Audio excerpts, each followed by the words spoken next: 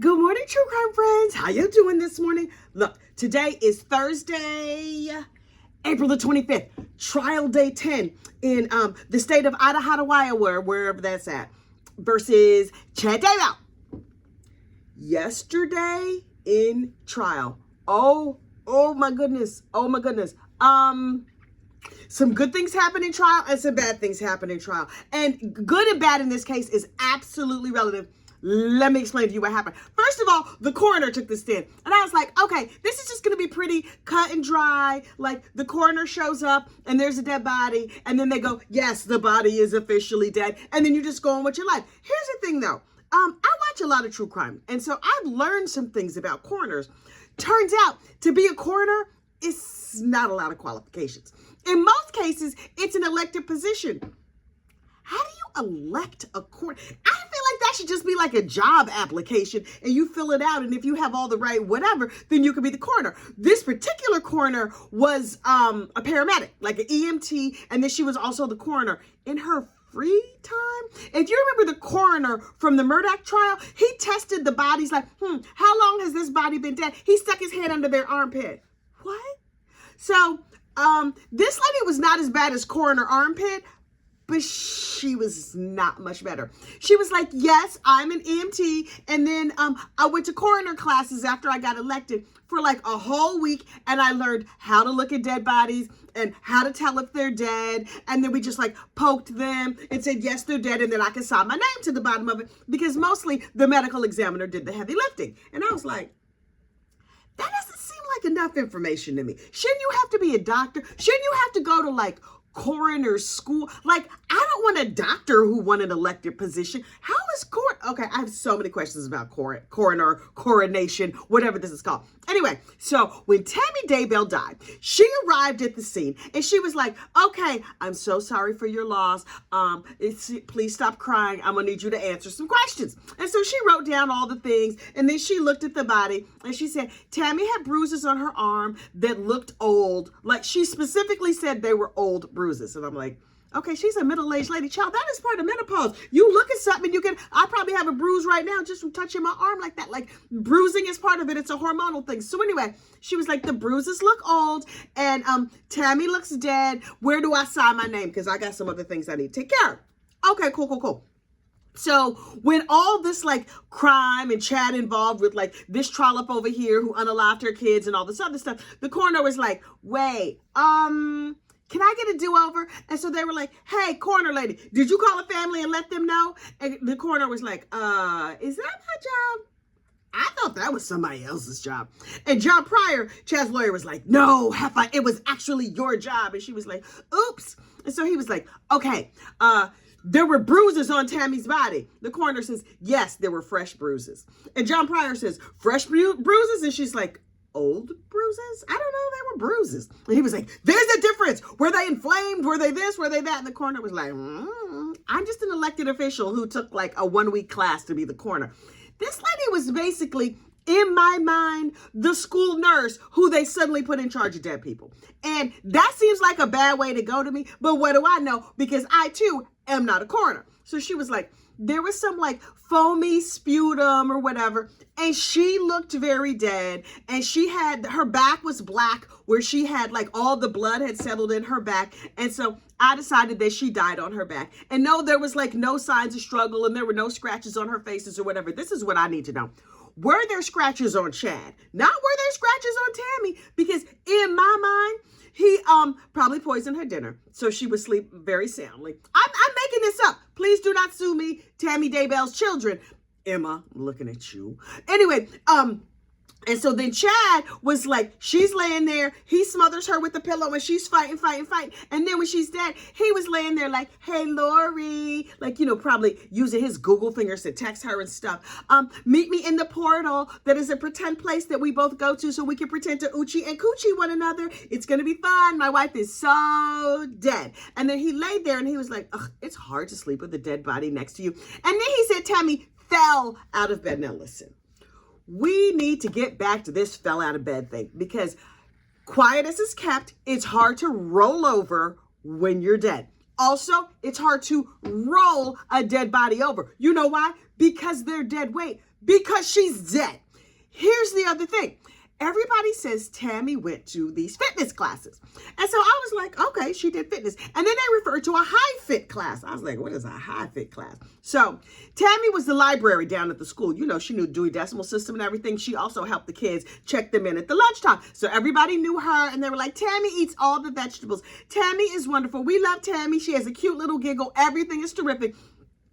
That bag of that she's married to, I think nobody probably liked him, but that's just what I decided. So anyway, Tammy's down at the school eating all the vegetables and being the school librarian and teaching the kids like the Dewey Decimal System.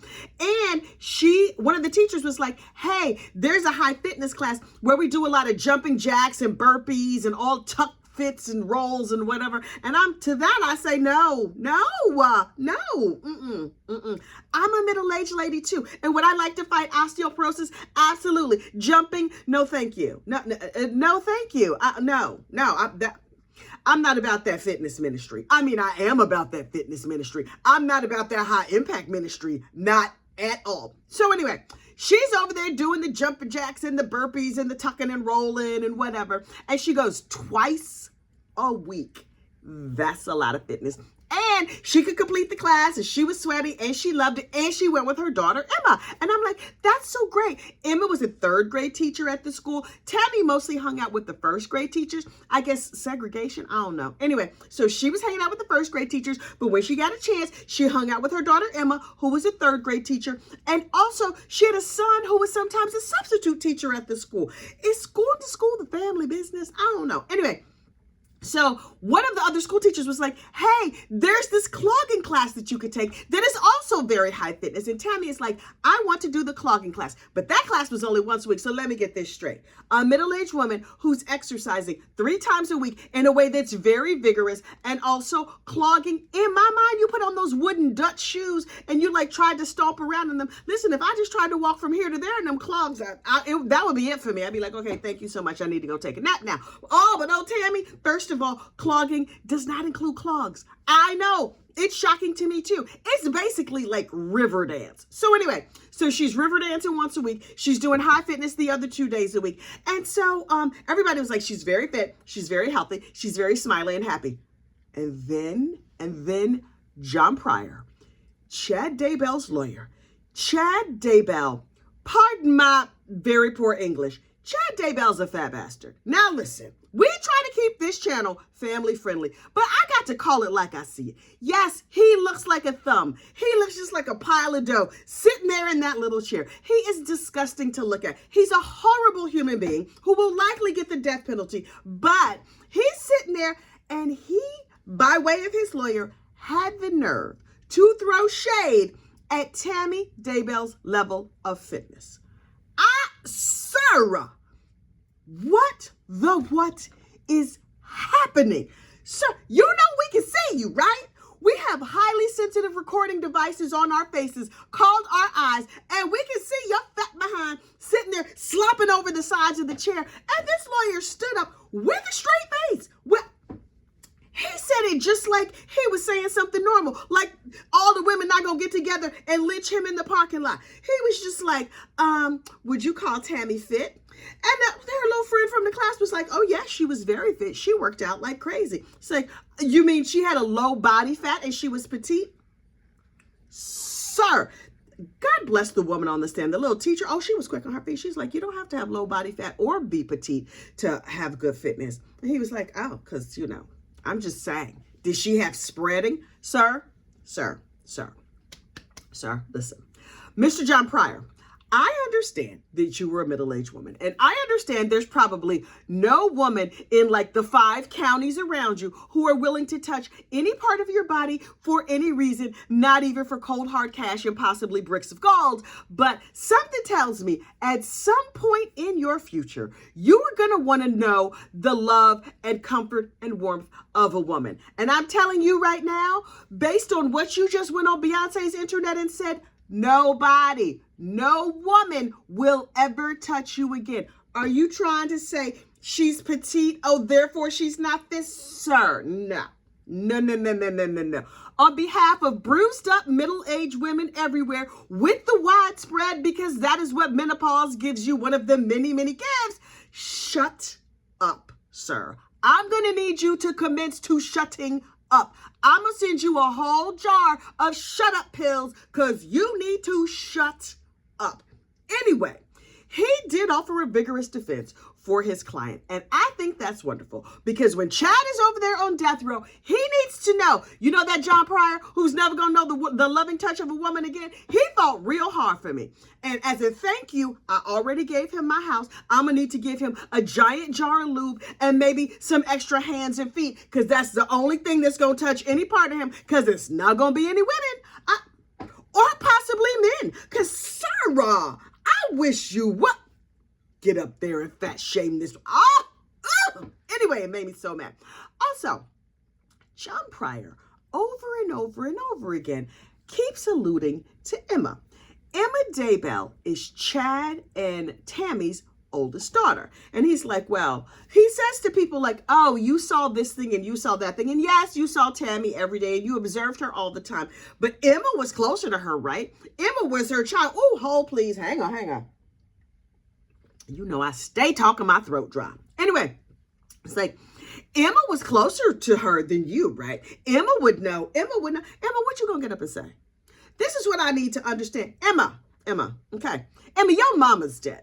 And we feel real sad that your daddy killed your mama. Now, has the state proven that? Not quite yet, but we have every faith that the state is going to prove that your daddy killed your mama. Now, no matter what you say here, it's not going to bring your mama back. So, I'm wondering, why does John Pryor keep leaning in real hard to Emma knew about her fitness, Emma knew about her health, Emma knew about this and that? Is Emma Daybell going to get up on the stand and say, yes, my mother was fat, sick, and out of shape? Emma, on behalf of womankind, I'm just here to say to you, girl, you better watch yourself. I'm telling you right now, if you get up here and throw shade at your dead mother, I don't care if you weep, I don't care if you pitiful looking, I don't care if you cry, it's not gonna go good for you. The womankind of humanity, all of us are gonna rise up and revoke your woman card, and we might just line up and smack you one by one. How you gonna shade your dead mama? Now, I don't know that she's gonna shade her dead mama, but based on what some of the things the lawyer has said, I have a feeling that Emma is going to get up here and throw her dead mama under the bus, talking trash about her mama and standing up for her disgusting, doughy father. Emma girl, your daddy, that lump of nothing that's sitting over there in that chair, he's the one who cheated on your mother. He's the one who was spending up all the family money. He's the one running out here running around with that murderous trollop that you call a stepmother. She's like, I was talking to Lori on the phone. Mama, your mother just died. Your father married this heifer 10 days later, and you're like, Lori and I are BFFs. I'm not like Colby. Look, Emma, I don't like you. Do I know you? No, not at all. But I get the feeling you, my dear, are trash. Now, I reserve the right to change my mind, but I'm just little by little, I'm getting the feeling this Emma Daybell, And Tammy Daybell had 5 children. And they have said that several of her children are going to testify. All 5 of them? I want to hear from the ones that don't want to testify. The ones that are like, our sister Emma is garbage. Our sister Emma is just like dad.